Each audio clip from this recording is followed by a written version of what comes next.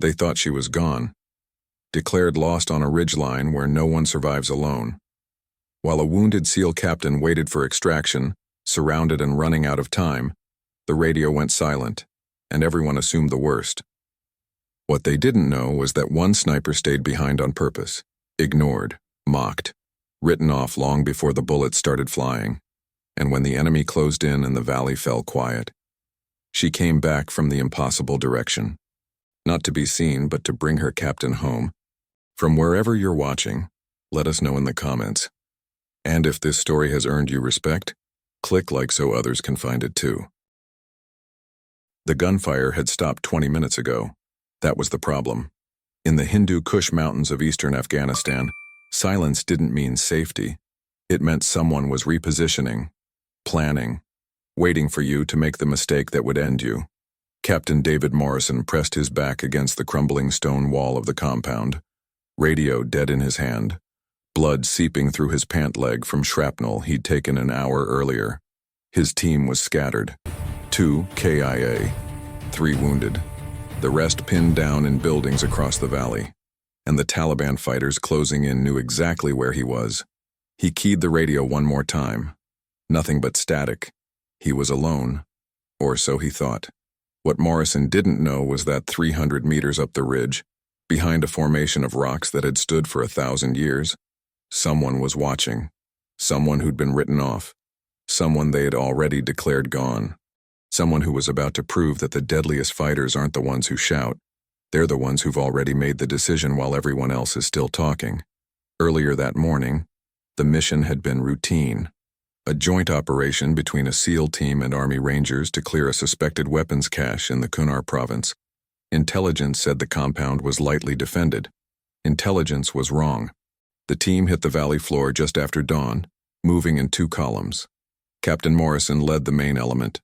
The support team held the high ground. That's where Petty Officer First Class Sarah Chen had been positioned. Sniper. Overwatch. The role she'd filled on 14 previous deployments. The role that had made her the first woman to earn the SEAL Sniper designation. The role that most of the men on this mission still thought she didn't deserve. Chen had set up on the eastern ridge before first light, her ghillie suit blending into the gray-brown rocks. Her rifle, a Mk13 Mod 7, lay steady on its bipod. Through her scope, she watched the team move into the valley, watched Morrison's hand signals, watched the doors breach, watched the world explode. The ambush came from 3 sides. PKM machine guns, RPGs, small arms fire that turned the morning into chaos. Morrison's team scattered, diving for cover as rounds chewed through mud walls and kicked up geysers of dirt. 2 Rangers went down in the first 30 seconds. The radio erupted with voices, screaming, orders, panic. Chen's voice cut through the noise, calm and measured. Overwatch has contact. Northeast building, 2nd floor, PKM emplacement. Her rifle barked once. The machine gun went silent. She shifted targets. Southwest corner. RPG team moving to position. Another shot. The RPG gunner dropped. His loader grabbed the weapon. Chen fired again. The loader fell. Her spotter, a young SEAL named Hayes, lay beside her with a spotting scope. He called corrections, but she barely needed them. She'd already read the wind, already calculated the distance, already made the shots before he finished speaking. For 6 minutes, Chen held that ridgeline alone, systematically dismantling the ambush from 300 meters out. But the enemy had numbers, and they had patience. Morrison rallied his team, pulled back to a defensive position in the largest compound. The wounded were dragged inside, the dead were covered, and the radio brought worse news. The quick reaction force was delayed. Mechanical issues. They'd be another 90 minutes, maybe more. 90 minutes in a valley where every building offered concealment to an enemy that knew the terrain better than any map could show. Morrison looked at his men, saw the exhaustion, the fear they were trying to hide. He keyed his radio. Overwatch. What's your sit rep? Chen's response was immediate. I count 15 enemy fighters still active. They're maneuvering for a second push. You need to displace. Morrison checked his GPS. The nearest cover was 800 meters across open ground. With wounded, they'd never make it. Negative. Overwatch. We hold here. There was a pause. Then Chen's voice, quieter. Understood. Hayes looked at her. We can't cover them from here if they get surrounded. Chen didn't take her eye from the scope. I know. She tracked movement in the valley below, saw fighters regrouping, saw them pointing toward the ridge, toward her position. Hayes saw it too. They've spotted us. Chen had maybe 2 minutes before the incoming fire started. She could displace, move to a secondary position, stay in the fight from a safer angle, but that would leave Morrison exposed during the transition. The math was simple, brutal. If she moved, men died. If she stayed, she died. Chen made her choice without hesitation. Hayes, fall back to Rally Point Bravo. Call in our position to the QRF when they're airborne. Hayes stared at her. What? No, we both... That's an order. Her voice carried the kind of authority that didn't need rank or volume, just certainty. Hayes hesitated, then grabbed his gear. Before he left, he looked back. Chen... She didn't turn, just kept her eye on the scope. Go. Hayes disappeared down the backside of the ridge.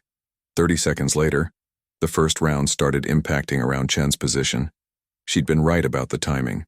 The enemy knew where she was, knew she was alone, and they were coming for her. Chen fired 3 more shots, bought Morrison's team another minute. Then the incoming fire intensified. Rounds cracked past her head, ricocheted off rocks, kicked up dust that burned her eyes. She shifted position slightly, settled her crosshairs on a fighter moving up the slope, exhaled, fired. He dropped, but there were more behind him. In the compound below, Morrison heard the volume of fire directed at the ridge. Understood immediately what was happening. He grabbed his radio. Overwatch, displace. I say again, displace now. No response, just the distant crack of Chen's rifle. Once, twice, then silence. Morrison's stomach dropped. He waited 10 seconds. 20. Keyed the radio again. Overwatch. Report. Nothing. Hayes's voice broke through on a different channel, breathless from running. Sir, Chen ordered me off the ridge. She stayed behind. She's... The transmission cut off in a burst of static. Morrison closed his eyes. In his mind, he could see it. Chen on that ridge. Alone. Surrounded. Making a choice that would buy them time they desperately needed. A choice that meant she wouldn't be coming back. He turned to his team. Saw them watching him. Waiting for orders. He made his voice steady. We hold this position. We owe her that much. One of the Rangers, a staff sergeant named Kowalski, shook his head. Sir, she's gone. We need to think about... Morrison's glare cut him off. We hold, but as the minutes ticked by, as the enemy fire slackened and then stopped entirely, a different kind of silence settled over the valley. The kind that comes when everyone believes the fight is over, when the cost has been counted, when respect and grief mix into something heavy and wordless. The team waited, scanning, listening. Morrison checked his watch. The QRF was still 40 minutes out, too long. The Taliban would regroup, press the attack, and without Chen on Overwatch, the next assault would be the last. Kowalski voiced what everyone was thinking. We can't hold against another wave, not without support. Morrison knew he was right. The compound's walls were already shredded. Ammunition was low. The wounded needed medevac. And the enemy knew they were hurt. He started formulating a plan, a desperate one. They'd make a break for the high ground, try to reach Rally Point Bravo, link up with Hayes and whatever remained of their operational capacity. It was bad tactics, probably suicidal, but staying was certain death. He gathered his team, started issuing orders, and that's when they heard it. A single gunshot, distant, precise, from a direction that made no sense. Every head turned. The shot had come from the northwest, not from Chen's original position, not from the enemy's line of advance, from somewhere else entirely. Somewhere impossible. Morrison grabbed his binoculars, scanned the ridgeline, saw nothing. Then another shot. This time he saw the dust kick up near a group of Taliban fighters repositioning behind a low wall. They scattered, confused, searching for a threat they couldn't locate. Morrison's radio crackled. The voice that came through was familiar, calm, exact. Captain, This is Overwatch. I'm in position. Recommend you hold for extraction. Morrison's breath caught. Chen. There was a pause, just long enough for her to take another shot. I'm 200 meters northwest of your position. I have eyes on 15 enemy combatants. They don't know I'm here yet, but you need to keep your heads down. Morrison's mind raced. Chen was alive. Not just alive. She'd displaced, found a new position, and she was back in the fight. But how? Hayes had said she was surrounded. The enemy fire had been overwhelming. How had she gotten out? Kowalski leaned over. Sir, is that really her? Morrison keyed the radio. Overwatch. How did you... Later, sir. Right now you have contact inbound from the south. 3 fighters, 70 meters. Morrison spun, saw movement exactly where she'd called it. He signaled his team. They took positions. Chen's rifle cracked twice. 2 of the 3 fighters dropped. The third dove behind cover. Morrison's designated marksman took him with a single shot. The team exchanged glances. Whatever doubts they'd carried about Chen, whatever jokes they'd made back at base, whatever skepticism had followed her through training and deployments, it evaporated in that moment. She hadn't run, hadn't quit. She'd repositioned. And now she was doing what she'd always done, keeping them alive. For the next 30 minutes, Chen worked that ridge like a surgeon. Every time the enemy tried to mass for an assault, her rifle scattered them. Every time they thought they'd found her position, she'd already moved. She never fired more than 2 shots from the same location, never gave them a pattern, never let them pin her down. And through it all, her voice on the radio stayed level, clinical, calling out threats, adjusting fields of fire, directing Morrison's team with a precision that came from years of experience most of them didn't know she had. The enemy started to break. Fighters who'd been confident an hour ago were now retreating, looking over their shoulders, afraid of a threat they couldn't see, couldn't predict, couldn't stop. Morrison watched it happen through his binoculars, watched men who'd fought coalition forces for years suddenly lose their nerve because one sniper refused to let them win. And then he saw something that made his blood run cold. A group of Taliban fighters weren't retreating. They were flanking, moving up a goat trail that would bring them to Chen's new position. She couldn't see them from her angle. Morrison grabbed the radio. Overwatch, you have enemy movement on your 6. I count 5 fighters. 200 meters and closing. Chen's response was instant. Acknowledged. But she didn't move, didn't reposition. Morrison heard her rifle fire twice more at targets in the valley. She was still providing cover, still prioritizing the mission, even with enemies closing on her position. Chen, you need to displace now. Silence. Then her voice, quieter than before. Negative, sir. If I move, you're exposed. I can handle it. Morrison's jaw clenched. She was going to make a stand again, going to sacrifice herself. Again. Petty Officer Chen, that is a direct order. Fall back. There was a long pause. Morrison could picture her up there, weighing options, calculating odds, making the same cold assessment she always made. Finally, her voice came back. With respect, sir, I'm staying. And the radio went silent. Morrison turned to his team, saw his own frustration mirrored in their faces. They couldn't reach her in time, couldn't provide support. All they could do was watch. Kowalski shook his head. She's going to get herself killed for us. Morrison didn't answer, because Kowalski was right, and there was nothing Morrison could do to stop it. But Chen had no intention of dying on that ridge. She'd already run the math. 5 fighters, 200 meters, moving uphill. She had maybe 3 minutes before they reached effective range. She fired 2 more shots into the valley, keeping Morrison's team covered. Then she broke down her rifle. Not all the way. Just enough. She slung it across her back, pulled her sidearm, and moved. Not down. Not back. Laterally. Across the ridge face. Through terrain so steep and broken that no one in their right mind would choose it. She moved fast. Boots finding purchase on loose scree. Hands gripping rock. The ghillie suit snagged on thorn bushes. She didn't slow down. The Taliban fighters reached her old position, found it empty, spent casings scattered across the rocks. They spread out, searching, Chen watched them from 60 meters away, concealed behind a boulder. She could take 2, maybe 3 before the others reacted, but that would give away her position, and she still had work to do. So she waited, controlled her breathing, let them pass. When they moved on, searching the wrong section of ridge, Chen circled back, set up in a new position, and put her eye back on the scope. Morrison's radio crackled. "Still here, Captain. You're clear to move when the QRF arrives." Morrison let out a breath he didn't know he'd been holding. "Copy that. Overwatch." He wanted to ask her how she'd survived, how she'd evaded 5 fighters in terrain that offered almost no concealment, how she'd kept fighting when everyone thought she was gone. But the questions could wait. Right now, all that mattered was that she was there, still in the fight, still protecting them. The sound of helicopters came 20 minutes later. Blackhawks inbound from Jalalabad.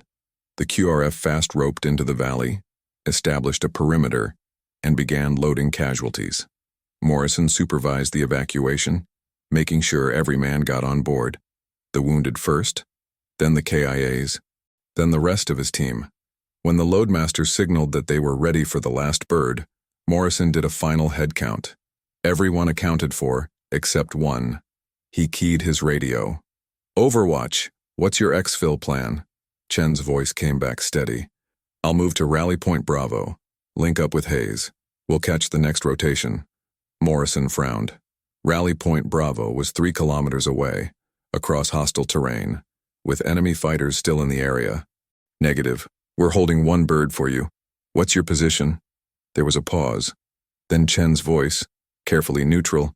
"I'm approximately 400 meters northwest of the LZ, but I'm separated by a ravine. I can't make it to you in time." Morrison checked the map. She was right. The ravine was too deep to cross quickly. The helicopters were already burning fuel. They had maybe 5 minutes before they'd have to leave or risk getting shot down. He made a decision. "Then I'm coming to you." Kowalski grabbed his arm. "Sir, you're wounded. You need medevac." Morrison shook him off. "Chen stayed for us. I'm not leaving her." He grabbed his rifle, checked his magazine, and started moving. The pilot's voice crackled over the radio. "Captain, we need to go now." Morrison ignored him, kept moving toward the ravine. He crossed 200 meters of open ground, pain shooting through his injured leg with every step. Reached the edge of the ravine and looked down. 40 feet. Steep sides. No easy route. He started descending anyway. Boots slipping on loose rock. Hands torn by sharp edges. Halfway down, he heard footsteps above. Turned. Saw Chen standing at the edge. Her ghillie suit was torn. Dust covered her face. The butterfly tattoo on her wrist was streaked with dirt and blood. But she was there. Real. Alive. She looked down at him. "Sir, what are you doing?" Morrison pulled himself up another few feet. "Coming to get you." Chen's expression was unreadable. "You should be on that helicopter." Morrison reached the top, stood face to face with her. "So should you." For a moment, neither of them moved. Then Morrison held out his hand. "Come on, petty officer. Let's go home." Chen looked at his hand, at the man who just risked everything to come back for her, the man who could have left, should have left, but didn't. She took his hand. Her grip was firm, certain. "Yes, sir." They moved together back toward the LZ, Morrison's leg threatening to give out. Chen supporting him without making it obvious, preserving his dignity even as she carried half his weight. The helicopter was still waiting. Rotors spinning. Pilot screaming over the radio. They covered the distance in 2 minutes that should have taken 5. Reached the bird. The loadmaster pulled them aboard. The helicopter lifted off immediately, banking hard, rounds cracking through the air where they'd been standing seconds before. Morrison collapsed against the bulkhead, breathing hard. Chen sat across from him, her rifle across her knees, eyes distant. The rest of the team stared at her, at this woman who'd been invisible to most of them, who'd endured their doubt, their skepticism, their jokes about the butterfly tattoo, who'd been declared lost, written off, and who'd come back anyway, not for glory, not for recognition, but because the mission wasn't finished, because her team was still in danger, because that's what professionals do. Kowalski leaned forward, had to shout over the helicopter noise. Chen, how did you get off that ridge? We heard the fire, thought you were… Chen met his eyes. Her voice was quiet but clear. I did what I was trained to do, Sergeant. I moved. It wasn't an explanation, not really, but it was all she was going to give. The helicopter ride back to Jalalabad took 40 minutes. Nobody spoke. They just sat with the weight of what had happened, with the reality that they'd survived because one person had refused to quit, had refused to run, had made the hard choices and lived with the consequences. When they landed, medics rushed forward, pulled Morrison out first, started working on his leg, then the other wounded. Chen walked off the bird under her own power, no fanfare, no celebration, just another operator doing her job. But as she walked across the tarmac, something happened. The QRF team that had flown in to rescue them, hardened Rangers and SEALs who'd seen more combat than most people could imagine, stopped what they were doing. One by one, they came to attention. It started with a staff sergeant, then a lieutenant, then the entire formation, and they saluted, not because regulations required it, not because of rank or protocol, but because of respect, pure, undeniable, earned. Chen froze, looked at the formation, at the men rendering honors she'd never asked for, never expected. Her hand came up slowly, returned the salute with the same quiet precision she brought to everything. When it ended, she lowered her hand and kept walking, toward the barracks, toward a shower and sleep and the 1,000 small tasks that come after a mission. Behind her, Morrison watched from the stretcher, watched the way the other operators looked at her now, the way the doubt had been replaced with something else, something that looked a lot like awe. The medic working on his leg noticed, "Sir, you need to stay still." Morrison didn't take his eyes off Chen. "That woman saved my life today, saved all of us." The medic glanced up, saw Chen disappearing into a building. Who is she? Morrison thought about that question, thought about everything he'd assumed, everything he'd gotten wrong. "She's exactly who she's always been," he said quietly. "We just weren't paying attention." The debrief came 3 days later. Morrison, his leg bandaged and stitched, sat across from a colonel who'd flown in from Kabul specifically for this meeting. Chen sat beside Morrison, her uniform clean, her posture perfect. The colonel reviewed the after-action report in silence, read it twice, then looked up. "Petty Officer Chen, this report claims you remained in position under heavy fire, displaced under enemy contact, evaded a flanking element, and provided continuous overwatch for 90 minutes. Alone." Chen's voice was steady. "That's correct, sir." The colonel leaned back. "The men in Captain Morrison's team are alive because of your actions." Chen didn't respond.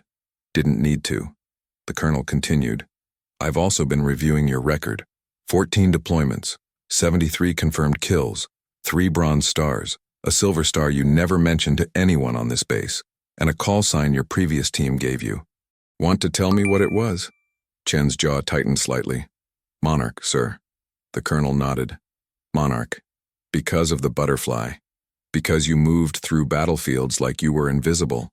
Because you covered your teams from positions no one else could hold." Morrison turned to look at her.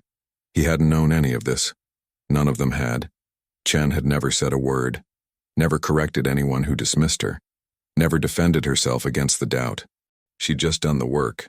The colonel stood, came around the desk, and without ceremony, he pinned a medal to Chen's uniform.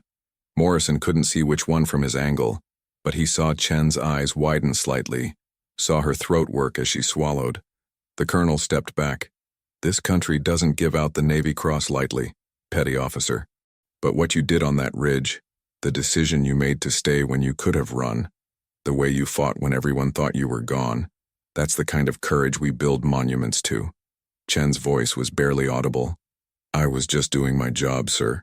The colonel shook his head. "No, you were doing something much harder. You were proving that competence doesn't quit, that discipline doesn't break, that honor means staying when staying means dying." He looked at Morrison. "Captain, I understand you left your helicopter to bring Petty Officer Chen back." Morrison straightened. "Yes, sir." The colonel's expression softened. "That tells me everything I need to know about both of you." Dismissed. They walked out together, into the Afghan sun. into a base that looked the same but felt different. Word had spread. The story, the truth. Chen wasn't invisible anymore. Couldn't be. Not after what had happened. But she didn't seem to want the attention. She walked with her head down, hands in her pockets. Morrison fell into step beside her. "Why didn't you ever tell anyone?" Chen kept walking. "Tell them what, sir?" Morrison gestured vaguely. "Everything. The deployments, the missions, the call sign, the fact that you're one of the most experienced snipers in the entire command." Chen stopped, looked at him, and for the first time, he saw something in her eyes that might have been pain.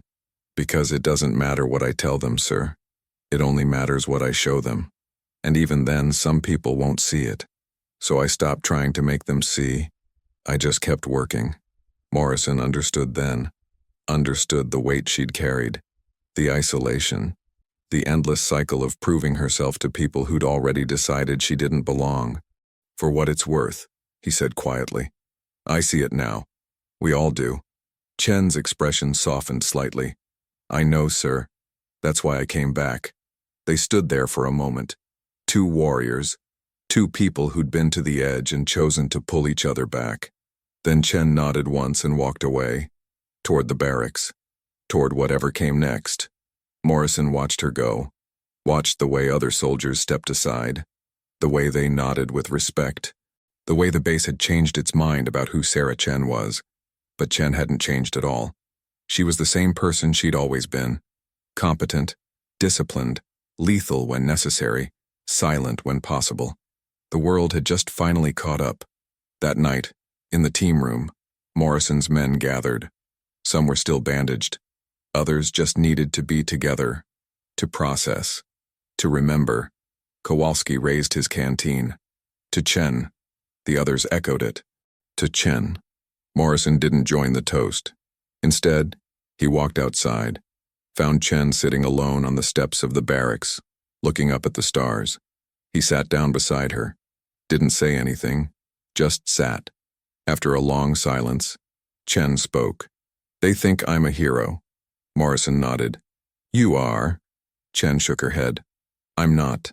I'm just someone who knows what happens when you quit, when you let fear make your decisions, when you put yourself above the mission." She looked at him. "I've seen good people die because someone wasn't willing to do the hard thing. I decided a long time ago I'd never be that person." Morrison thought about the ridge, about Chen staying when she should have run, about her voice on the radio, calm and certain, even when death was closing in. "The hard thing," he said quietly, "was coming back. You could have stayed gone. Let us think you were KIA. No one would have questioned it." Chen's smile was sad. "I would have questioned it." And that was the truth of Sarah Chen, the core of who she was. She didn't answer to the doubt of others, didn't measure herself by their expectations. She answered to something deeper, to a code, to a standard that didn't bend when things got difficult. Weeks later, back at the team's home base in Virginia Beach, the story had become legend. The sniper who'd been left for dead, who'd fought her way out, who'd saved a captain and his entire team, who'd done it all without asking for recognition or reward. Chen returned to her old routine. Morning runs, range time, paperwork. But the jokes were gone. The skepticism was silent. When she walked through the team room, conversations paused. Not out of fear, out of respect. One afternoon, a young SEAL fresh out of training approached her. Nervous, unsure. "Petty Officer Chen, can I ask you something?" Chen looked up from her paperwork. "Go ahead." The young SEAL hesitated. "How do you do it? How do you deal with people who don't think you belong?" Chen set down her pen, considered the question. "You don't deal with them. You outlast them. You do the work so well, so consistently, that eventually the work speaks louder than their doubt. And if it doesn't, if they never see it, you do the work anyway, because the mission matters more than their opinion." The young SEAL nodded slowly, absorbing it.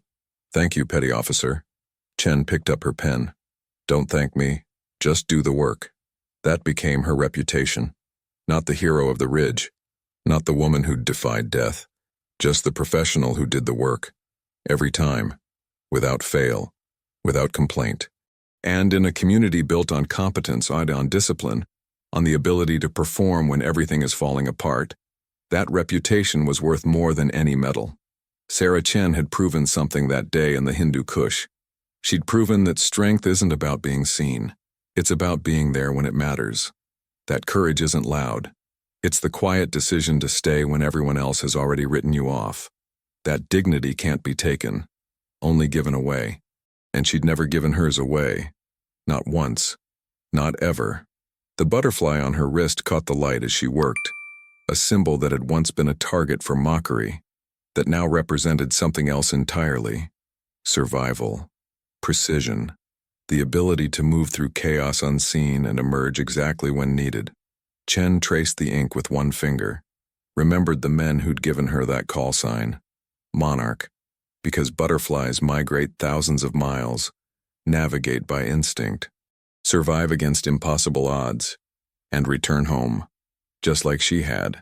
Just like she always would. True strength isn't loud. It doesn't demand attention or validation. It simply endures, does the work, stays in the fight, and when the moment comes, when lives hang in the balance and the margin for error is gone, true strength delivers, not with speeches or fanfare, just with quiet, unshakable competence, the kind that saves lives, the kind that earns respect not through words, but through action, the kind that Sarah Chen had carried all along and would carry for the rest of her days.